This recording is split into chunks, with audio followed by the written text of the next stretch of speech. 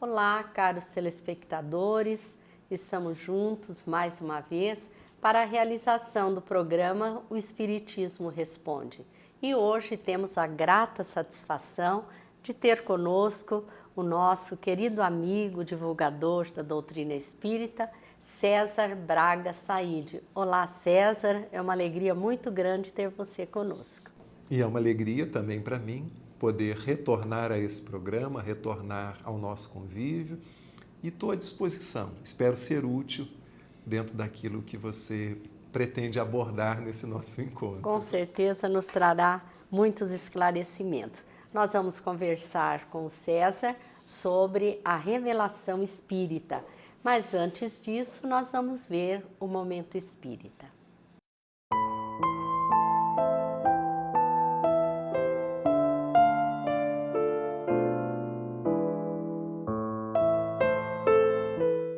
O que é amor verdadeiro? Será que existe esse sentimento na face da terra? O amor é de essência divina e cada filho de Deus tem no íntimo a centelha dessa chama sagrada. E o amor tem várias maneiras de se manifestar. Existe amor de mãe, de pai, de esposa, de marido, de irmão, de tio, de avó, de avô, de neto, de amigo, etc. Um dia desses lemos num periódico digital da Colômbia uma história de amor das mais belas e significativas contada por uma doutora colombiana. Numa tradução livre para o português, eis o que contou a médica. Um homem de certa idade foi à clínica onde trabalho para tratar de uma ferida na mão. Estava apressado. E enquanto o atendia, perguntei-lhe o que tinha de tão urgente para fazer. Ele me disse que precisava ir a um asilo de idosos para tomar o café da manhã com sua esposa que estava internada lá. Disse-me que ela estava naquele lugar há algum tempo porque sofria do mal de Alzheimer, já bastante avançado. Enquanto acabava de fazer o curativo, perguntei-lhe se sua esposa se incomodaria caso ele chegasse atrasado naquela manhã. Não, respondeu ele. Ela já não sabe quem eu sou. Faz quase 5 anos que não me reconhece.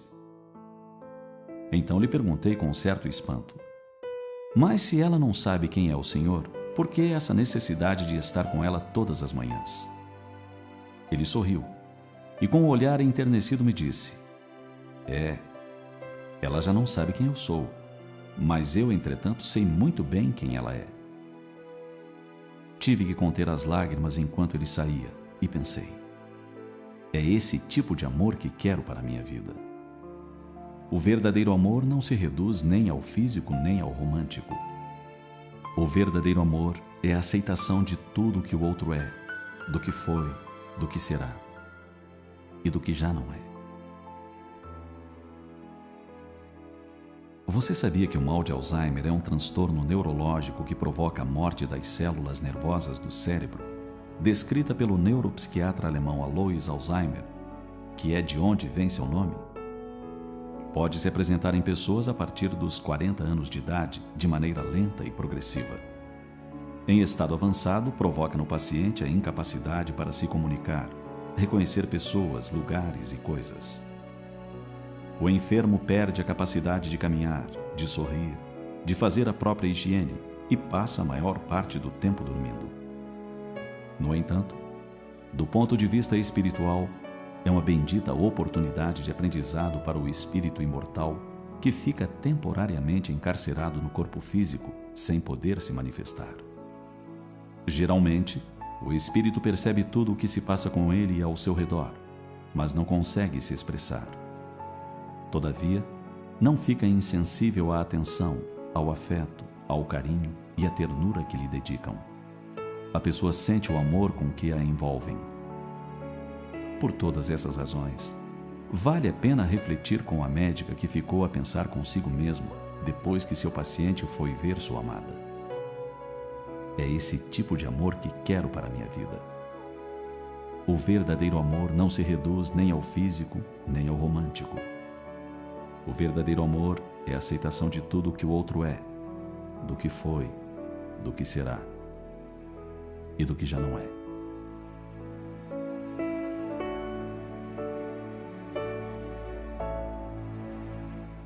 Esta mensagem faz parte da coletânea Momento Espírita, produzida pela Federação Espírita do Paraná. Agora, com alegria, vamos conversar com César Braga Saide. Olá, César. Hoje nós vamos falar sobre a revelação espírita. Mas, César, você poderia nos dizer o que caracteriza ser o Espiritismo a terceira revelação? Sim, nós sabemos que antes desta terceira nós tivemos duas outras revelações. A primeira com Moisés, que nos trouxe noções mais depuradas sobre justiça, sobretudo através do Decálogo, os 10 Mandamentos. Tivemos a segunda revelação com Jesus, e essa segunda revelação, pautada no Evangelho, nos traz o amor acima de tudo, o amor a Deus, o amor ao próximo, o amor a nós mesmos, e uma noção de Deus completamente diferente daquela que existia e pairava na primeira revelação com Moisés, porque Jesus nos traz a ideia de um Deus eminentemente amoroso, Pai, um Deus pedagógico que nos possibilita estar aqui aprendendo. E a terceira revelação com o Espiritismo tem como característica marcante ser uma ação conjunta do mundo espiritual com o mundo terreno. No mundo terreno, personificado na figura desse grande missionário que é Allan Kardec. E vemos também que uma outra característica marcante dessa terceira revelação, Ivone, é esse critério que Allan Kardec estabeleceu logo na introdução de O Evangelho segundo o Espiritismo, que é o controle universal dos ensinos dos espíritos, o que confere esta veracidade aos textos, às mensagens mediúnicas, médiuns que não se conheciam em diferentes países, em diferentes lugares, com diferentes níveis de instrução, com diferentes idades, receberam mensagens, se não idênticas na forma, muito conectadas e muito similares no fundo. Então, esse é um outro critério importante que marca a terceira revelação, trazida por Allan Kardec e pela espiritualidade através dos médiuns. Em linhas gerais, claro que podemos esmiuçar um pouquinho mais, é isso que vai caracterizar a terceira revelação. E o Espiritismo, ele se caracteriza também por um tríplice aspecto, né? O científico, o filosófico e o religioso. Você poderia comentar esse tríplice aspecto que é muito importante, né? Claro, Ivone. Lembrando que a palavra revelação, segundo o que o nosso próprio codificador informa, logo nesse primeiro capítulo do livro A Gênese, que completa esse ano 150 anos, vem do latim velum, véu. Então, revelar é tirar o véu. Do mesmo modo que podemos dizer que um professor ou uma professora são espécies de reveladores, né? A dona de casa, numa linguagem mais popular, e os membros da família, quando levantam a tampa, de certa forma, a tampa da panela ou das panelas, de certa forma, estão levantando um véu para ver qual é o conteúdo daquelas panelas.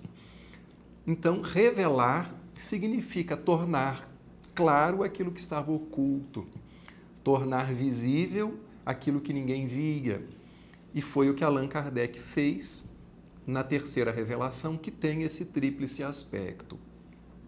O aspecto científico, porque nos permite comprovar aquilo que é apresentado de forma teórica, e Allan Kardec procedeu como um cientista, ainda que inicialmente se valendo do método experimental, ainda que sob a influência do positivismo francês, mas mais tarde ele nos dirá que o Espiritismo, para que possamos entendê-lo, não devemos o tempo inteiro usar das mesmas metodologias utilizadas pelas ciências convencionais, porque ele é uma ciência diferente, que tem como objeto de estudo a alma, o espírito imortal.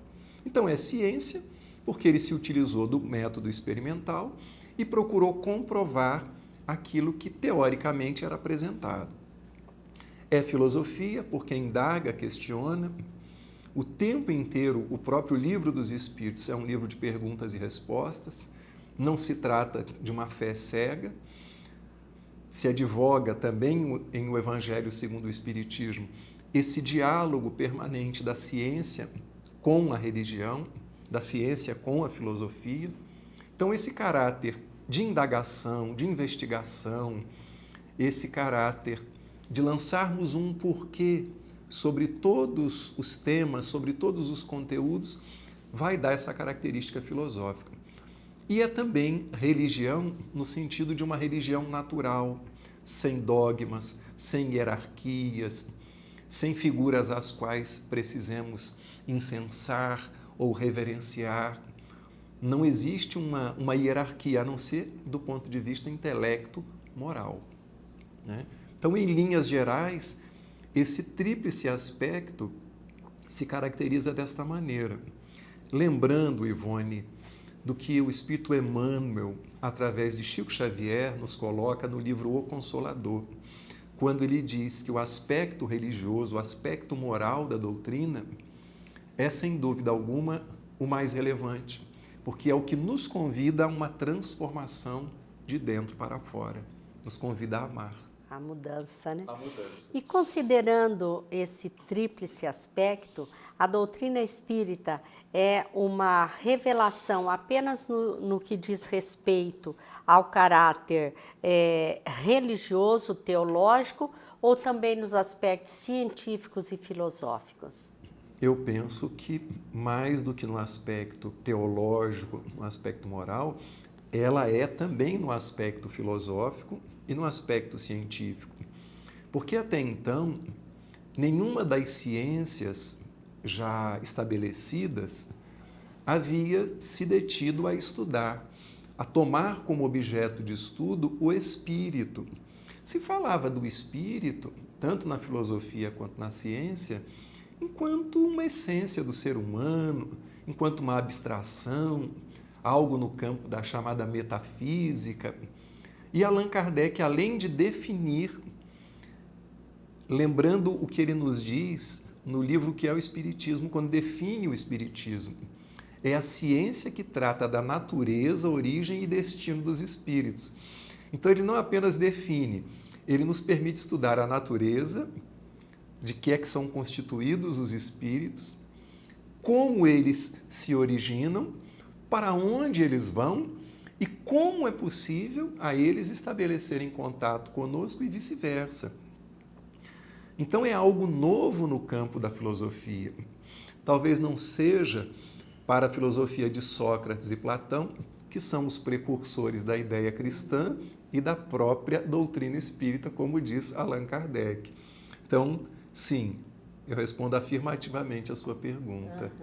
E daí então, César, nós podemos concluir que nós não podemos analisar um determinado tema apenas sob a ótica de um aspecto, né? Ou seja, o tríplice aspecto da doutrina espírita está sempre presente em qualquer tema que for ser estudado. Seria isso? Perfeitamente, Ivone, você está coberta de razão. O que a gente lamenta é que nem sempre nos nossos encontros espíritas, na intimidade das casas espíritas, isso seja validado. Talvez porque alguns tenham preferência por este ou por aquele aspecto e acabem puxando um pouco a brasa para sua sardinha. Aliás, é comum a gente vai, eu prefiro o aspecto religioso do espiritismo, mas não existe isso. Exatamente. Né? Porque tudo é uma grande unidade. Todos os conhecimentos estão conectados.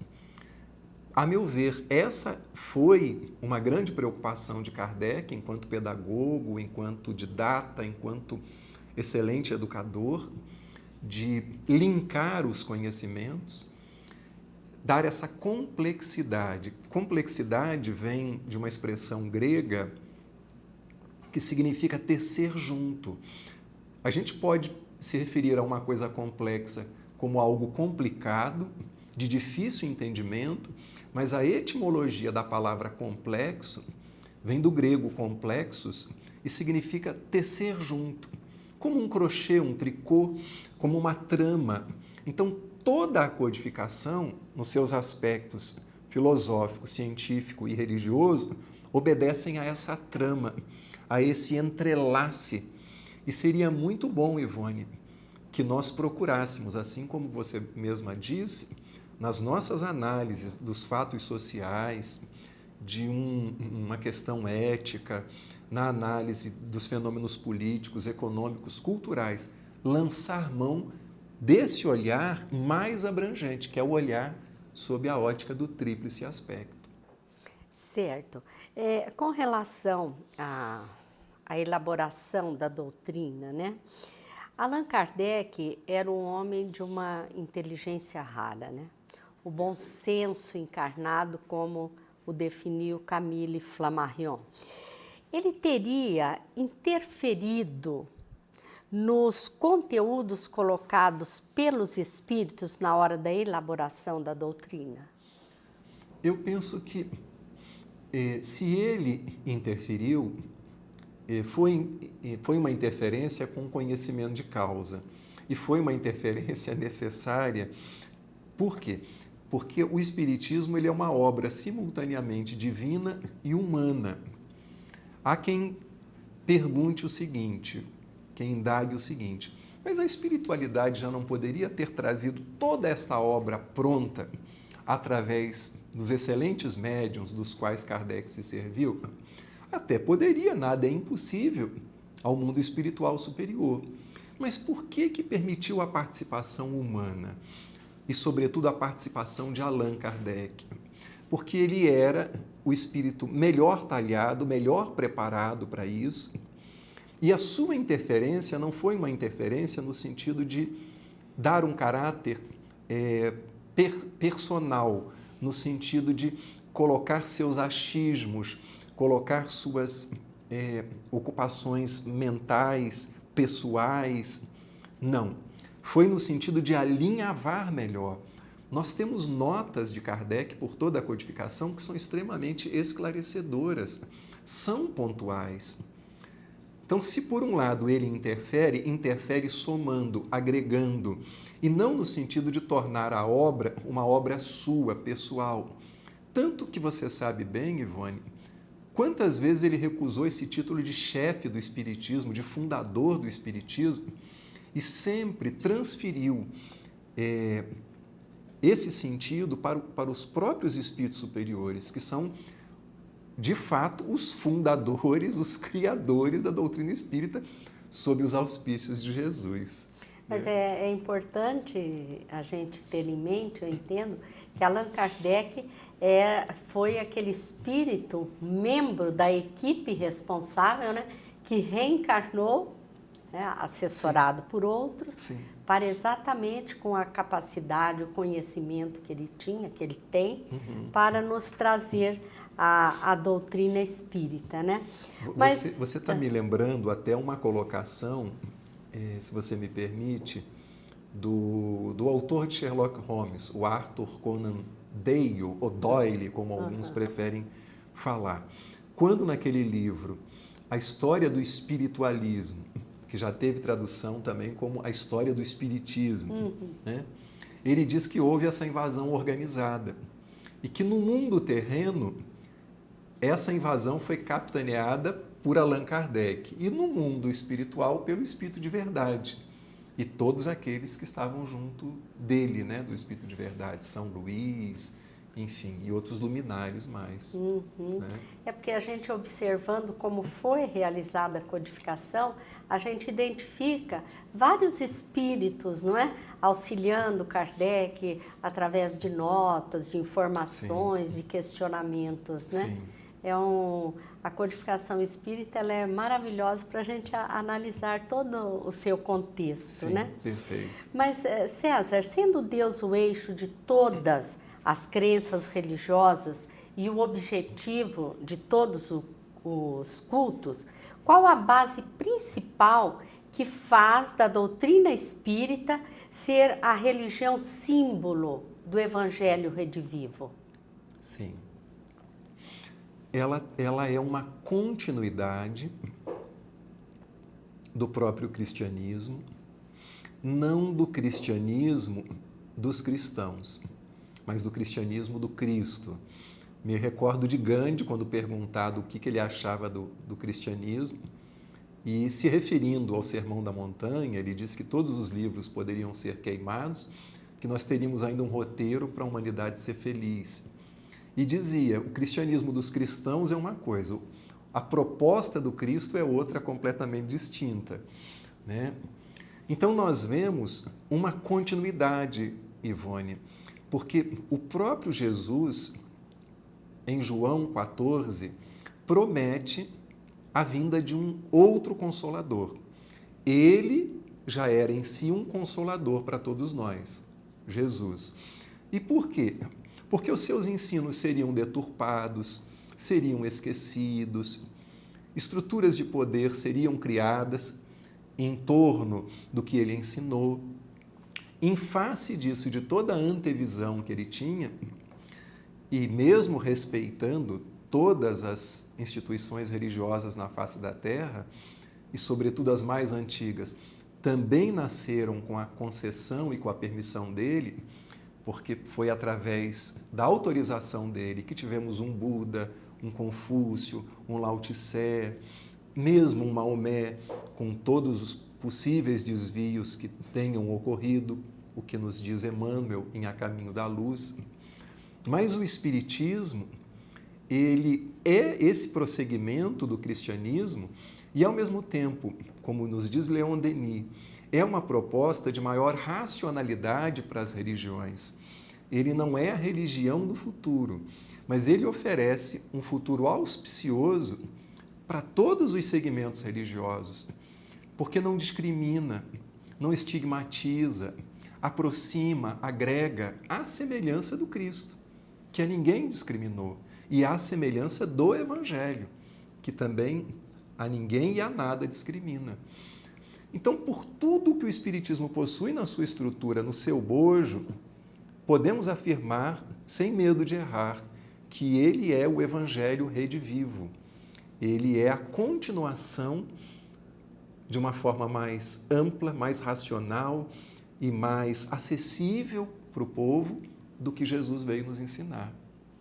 E qual é, César, o mais relevante princípio doutrinário revelado pelo Espiritismo e sob cuja lei estamos submetidos em prol da fraternidade universal? É, sem dúvida alguma, o princípio do amor.